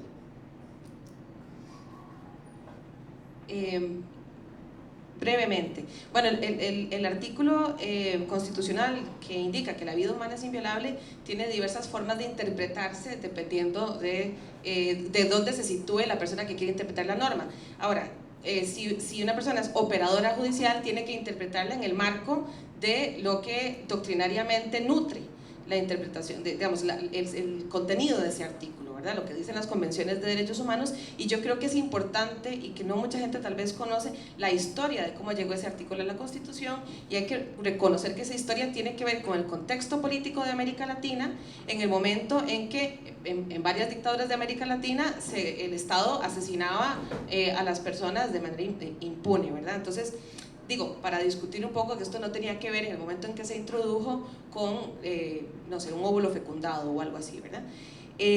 Pero además podemos llevar la discusión un poco más adelante desde el punto de vista de los derechos económicos, sociales y culturales, y pensar que si el Estado sostiene este artículo, tiene que hacerlo pensando en cuáles son las condiciones materiales mínimas necesarias para que una persona pueda florecer, para que una persona pueda desarrollarse, es decir, para que una persona pueda definir su vida como una vida vivible, ¿sí? Unos mínimos, a partir de ahí. Y aquí entraría entonces, por supuesto, la obligación del Estado en proveer, por ejemplo, los cuidados paliativos, y yo creo que es algo que no hemos discutido mucho y que es muy importante, y me lleva a otro punto, que no han dicho las personas de medicina que hoy están con nosotros. La historia de los cuidados paliativos también es una historia que no se conoce mucho en el país y que resulta que inició con una enorme oposición de los sectores más conservadores de la sociedad, ¿verdad? Que incluso, bueno, aquí tenemos una actora política histórica de ese proceso.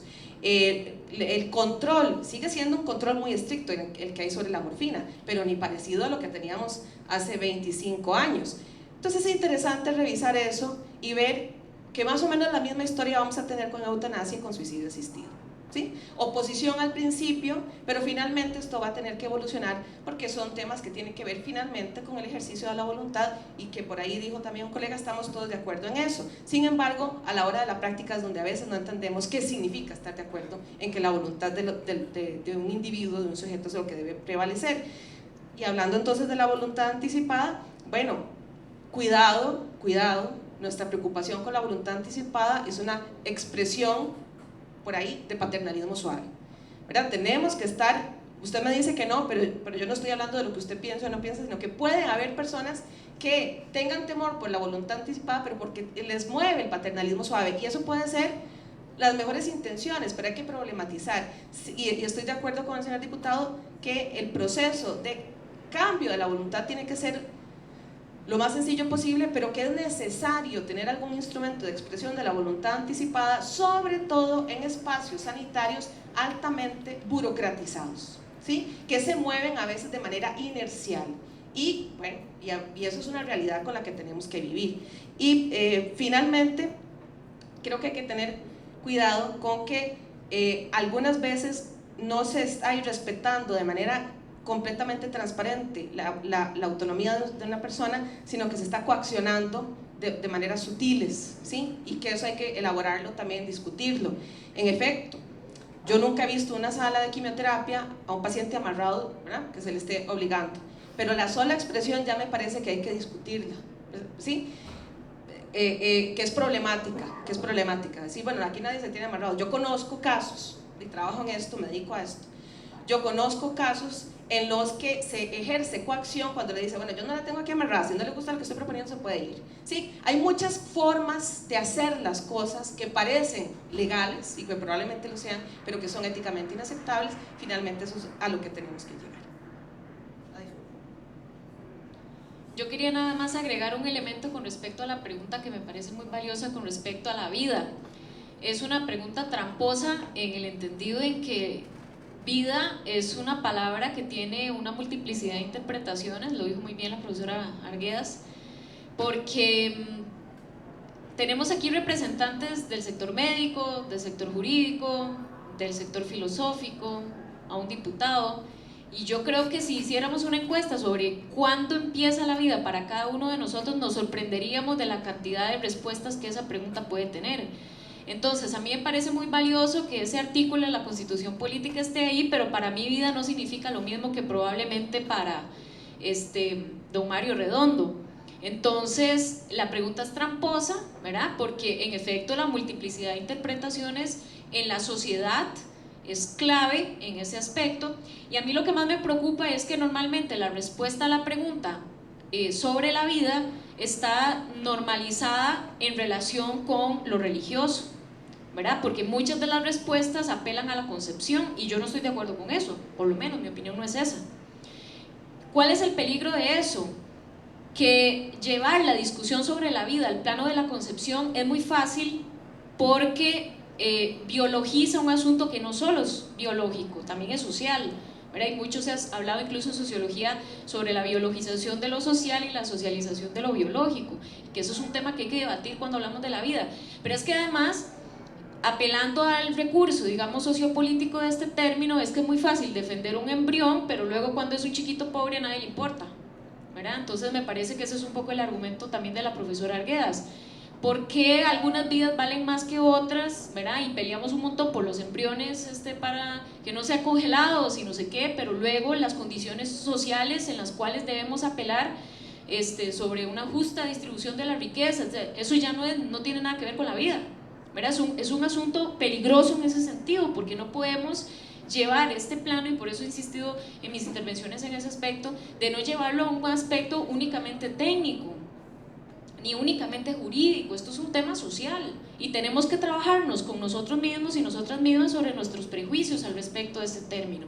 Y por eso es que de repente Gabriela y yo, que a veces trabajamos con estudiantes de medicina, vemos ese montón de prejuicios ahí respaldados en el estudiante y la estudiante de medicina, ¿verdad? Apelando a que la vida debe de comenzar en la fecundación y que la vida es inviolable. Bueno, ¿qué es vida y qué es inviolable? ¿Y quién define eso? ¿Y por qué yo me tengo que someter a un ejercicio de poder en el cual yo no participé? Entonces, por eso es que siempre hay que tratar de politizar, ¿verdad? Y llevar al plano de lo social una discusión que no es solamente, repito con este término, técnica médica ni técnica jurídica. Gracias.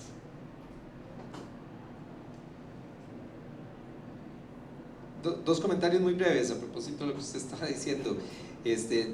Defender los derechos del embrión, pero si el embrión cuando crece es gay, entonces ya no le defendemos los derechos, ¿verdad? Eso es parte de las desavenencias y las diferencias que tenemos nosotros en nuestras discusiones, que a veces son muy acaloradas en la asamblea sobre estos temas. Nada más un comentario muy breve sobre la inviolabilidad de la vida. Recuerden que la Constitución dice eso, pero recuerden que hay casos en los cuales se puede matar a otra persona y es la legítima defensa y no hay sanción. Entonces no es un concepto tampoco absoluto, ¿verdad? Sí, recuerden que incluso la presunción va más allá. Bueno, hace mucho no estudio temas de derecho, pero me parece que es algo así como que si sucede dentro de la casa y en horas de la noche, donde se mata a la otra persona, se presume que es un asalto y ya prácticamente opera la legítima defensa de manera inmediata.